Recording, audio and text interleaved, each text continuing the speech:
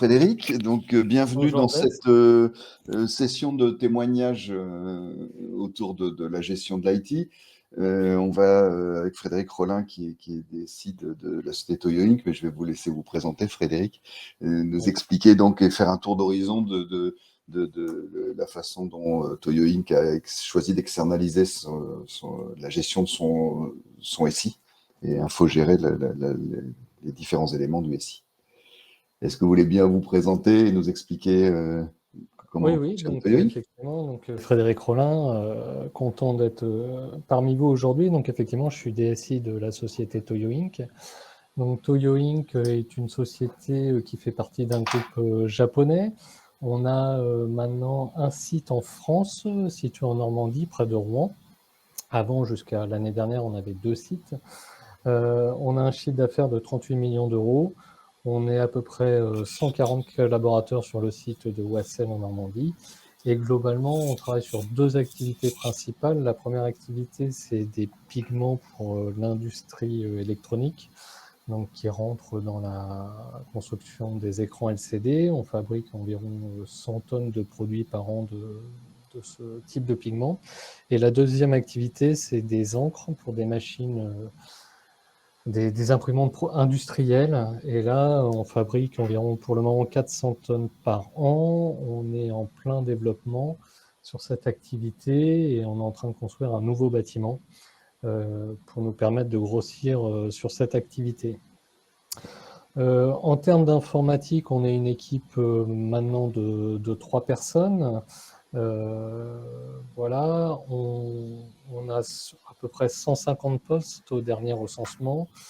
On a 5 serveurs physiques et 17 machines virtuelles et toute une partie réseau, hein, parce qu'on a, je sais pas, on a une dizaine de bâtiments sur le site, donc on a une partie réseau qui permet de gérer tout ça. Okay. Voilà pour la présentation.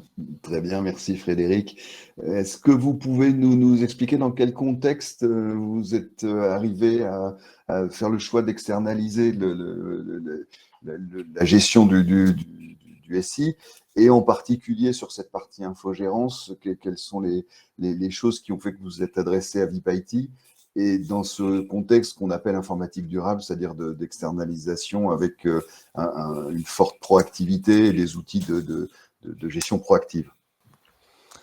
Donc en fait, ce qui se passe, c'est qu'effectivement, le partenariat qu'on avait avec VIP IT, il est très ancien, il date de plus de 10 ans. Donc c'est assez historique. VIP IT gérait toute l'infrastructure sur les 2 sites. Et au niveau de Toyo, on avait une équipe où il n'y avait qu'une seule personne. Donc en fait, c'est vraiment VIP IT qui gérait l'ensemble de notre système d'information.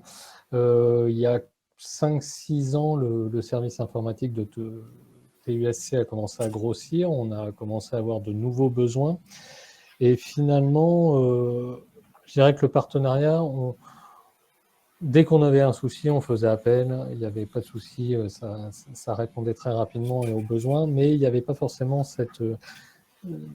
la proactivité qu'on commençait à avoir besoin. Et nous, on voulait faire évoluer nos systèmes d'information. Et du coup, on a un peu regardé ce qui pouvait se faire à l'extérieur. Et on a vu qu'il y avait de l'infogérance qu'on n'avait pas forcément, qui pouvait nous intéresser. Du coup, on a échangé avec Blaise à ce moment-là. Et là, vous êtes arrivé, enfin, on vous a challengé un petit peu sur ce contrat. Et vous êtes arrivé avec une nouvelle proposition pour éventuellement répondre à notre besoin, en fait. Oui, proposition dans laquelle on avait 2 axes qui étaient différents de ce qu'on avait fait précédemment, où on était effectivement dans du réactif. En gros, on intervenait quand il y avait des soucis ou des pannes, et on est arrivé avec une idée qui était de mettre en place des outils qui permettent d'abord de répondre à distance, d'être en proactif, c'est-à-dire d'intervenir sur des éléments avant que les pannes n'arrivent et d'être alerté, et également d'avoir une notion de conseil avec un RSI qui vous accompagne, qui vous donne des idées sur des bonnes pratiques, sur des évolutions possibles à terme, qui vous aide dans les constructions de budget, ce genre de choses. Exactement, c'est tout à fait ça. C'est vraiment ce qui nous a du coup un peu séduit, puisque Finalement, après réflexion, on a décidé de rester avec vous, puisque finalement, le partenariat était quand même, enfin, je veux dire, il y avait des gens qui connaissaient très bien notre infrastructure, donc on n'avait pas forcément intérêt à changer. La proposition que vous nous aviez faite à ce moment-là était vraiment, enfin, c'est vraiment ce qu'on recherchait. Du coup, on a décidé de continuer à travailler avec vous. Et on a vu rapidement finalement ce changement, parce qu'il y a eu, c'était David à l'époque, un SDM qui a été mis sur notre projet. Et les actions qui ont été mises en place très rapidement, finalement, ça a été dans un premier temps la mise en place d'un audit du système. Donc David a audité l'ensemble de nos systèmes d'information. Ça nous a permis de faire une première trame, et on est parti tout de suite avec des réunions des comités opérationnels, des comités de pilotage tous les mois. Et cet audit a permis d'avoir une première base pour pouvoir commencer à monter un plan d'action là-dessus. Ouais. Et du coup, on a vraiment pu avancer rapidement sur toute cette partie amélioration du système. Et on continue d'ailleurs d'avancer là-dessus, quoi. Donc ça a été au moment de la mise en route où effectivement on a, à partir de l'audit, déterminé des champs d'action et un plan d'action possible, et ensuite dans les comités de pilotage réguliers, faire un état du nombre de tickets, des faits marquants, de l'état du système, des postes qui doivent être mis à jour, ce genre de choses. Ouais, exactement. En fait, dans les comités opérationnels, je dirais qu'il y avait enfin, il y a toujours d'ailleurs trois parties, en fait, on va dire. Ce qu'on avait déjà finalement avant, on revenait sur un certain nombre de tickets que nous, on ouvrait auprès du helpdesk. Ça, c'était le premier point. Le deuxième point qui est vraiment aussi intéressant, c'est que l'équipe VIP IT nous faisait voir l'ensemble des tickets qui étaient pour nous en fait invisibles, mais qui étaient créés automatiquement par votre système de surveillance, et qui permettaient de mettre à jour les données, des postes, de s'apercevoir qu'il y avait des sauvegardes qui remontaient pas bien, ou ce genre de choses. Et donc ça, c'est vrai que c'était intéressant. C'est intéressant parce que du coup, on voit toute la partie proactive qui est finalement invisible pour nous, mais qui est vraiment très intéressante, parce qu'on s'aperçoit, enfin, on voit que derrière, il y a toute une gestion pour laquelle on n'a pas besoin de s'occuper, et qui nous permet, nous, de nous concentrer sur d'autres points métiers pour nous. Donc ça, c'est vraiment très bien. Et effectivement, le troisième point, c'est décliner les différentes actions, et là, faire des choix avec derrière, éventuellement, sur du court terme, ou moyen terme ou du long terme, avec éventuellement une proposition de budget et un accompagnement sur les différents changements. C'est ça, le système et le contrat et tous les outils qui sont mis en œuvre vous permettent de vous concentrer sur l'activité métier du SI. Hein. On a parlé de l'ERP, ce genre de choses qui vous prennent beaucoup de temps, et donc ça vous permet de vous décharger des choses bloquantes, puisqu'on les anticipe, et du quotidien système, on va dire, d'une part, et d'autre part, d'avoir une anticipation sur les choses qu'il faudra faire un peu plus tard, comme par exemple, on sait que l'année prochaine, on va devoir travailler sur une partie de renouvellement des serveurs de l'infra, mais on l'anticipe, c'est-à-dire qu'on en parle longtemps avant, et on a les données qui nous permettent de savoir, en termes d'espace disque ou ce genre de choses, ce vers quoi il va falloir tendre, alors qu'avant, on était vraiment dans un mode réactif où on ne savait pas forcément très bien où on allait. Ouais, exactement, exactement. Et c'est vrai que depuis 5 ans, on voit vraiment que notre système a évolué. Donc l'année prochaine, comme vous l'avez dit, on va devoir revoir une partie de l'infra, mais ça a été un travail qui a été fait déjà il y a 2-3 ans, sur lequel on a déjà fait une grosse évolution de notre infrastructure, qui nous a permis de pérenniser un petit peu tout ce système. Je crois également qu'il y a une aide importante sur la partie réseau, sur laquelle on n'est pas forcément très autonome. Et là, on voit qu'il y a vraiment, en ce moment, notamment avec l'ajout de Frédéric, une partie de TAM sur des conseils sur comment améliorer le système. Je note aussi qu'on a pas mal bossé sur la partie sécurité, où vous avez amené votre expertise, notamment on a mis en place des campagnes de phishing. Donc tout ça, c'est pareil, c'était suite à des comités opérationnels où on s'apercevait que finalement on avait peut-être des faiblesses à ce niveau-là. Et suite à ça, du coup, on a mis un plan d'action et on a budgété ça pour les différentes années pour pouvoir faire effectivement cette campagne de phishing qui a permis de sensibiliser l'ensemble des collaborateurs sur toute cette partie sécurité informatique et risque en termes de phishing. Donc c'est vrai que pour nous, c'est vraiment...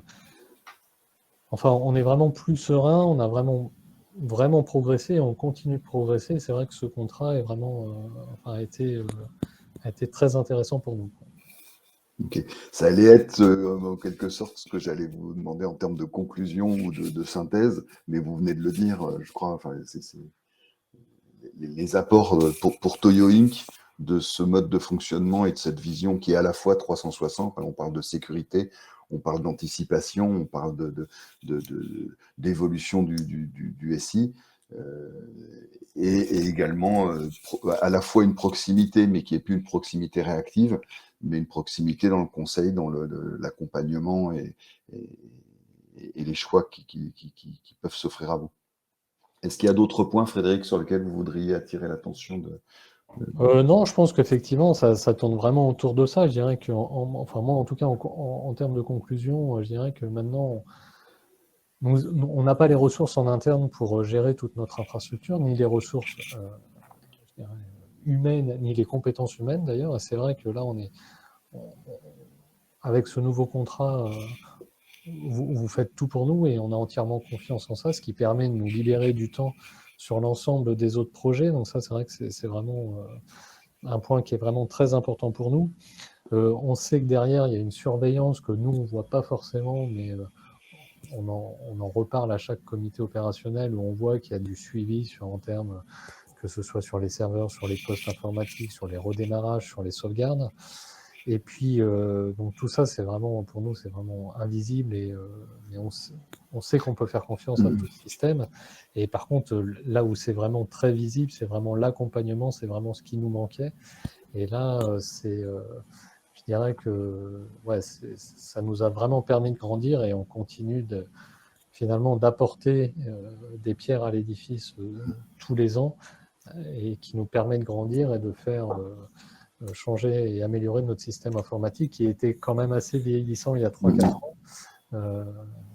Et je retiens aussi que ça vous permet à vous, équipe interne, puisqu'il y a une équipe interne, hein, Oui. on a souvent tendance à croire que l'infogérance externalisée, c'est à la place d'eux, mais c'est vraiment pas, et on le voit bien chez Toyo Inc., c'est pas à la place d'eux, parce que vous avez, vous, équipe interne, des rôles et des métiers. Métier, le terme est choisi, hein, puisque vous vous consacrez effectivement à la partie métier et service à l'utilisateur par rapport au métier de Toyo Inc., que ce soit à travers l'ERP, à travers l'organisation de la mise à disposition de l'information. Et vous n'avez plus de temps perdu à vérifier les drivers d'un poste, vérifier que le poste est bien à jour, est-ce que la sauvegarde a été faite, tout ça, c'est délégué à quelqu'un d'autre qui vous doit du reporting, qui vous le produit, et qui vous rassure dans ce sens que vous n'avez plus à vous inquiéter ou préoccuper ou consacrer du temps à ces choses-là. Ouais, c'est un peu ça, hein. Exactement, c'est exactement ça, oui. Merci à tous, en tout cas. Merci aux personnes qui étaient avec nous. Merci. Merci Frédéric. Merci pour cet éclairage. Et à très bientôt. Bonne fin de journée. À bientôt. Au revoir.